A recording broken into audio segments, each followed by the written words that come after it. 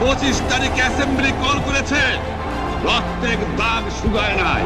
আমি 10 তারিখে বলে দিয়েছি যে ওই শহীদের রক্তের উপর দিয়ে পাড়া দিয়ে আরটিসিতে মুজিবুর রহমান যোগদান করতে পারে না। অ্যাসেম্বলি কল করেছেন, আমার দাবি মানতে হবে। প্রথম, সামরিক আইন মার্শাল ল উঠ্র করতে হবে। সমস্ত সামরিক বাহিনীর লোকদের ব্যারাকে ফেরত দিতে হবে।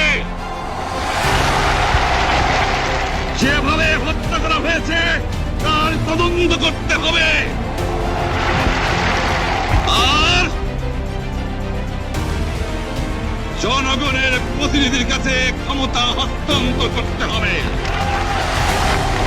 তারপরে বিবেচনা করে দেখব আমরা অ্যাসেম্বলিতে বসতে পারবো কি পারবো না।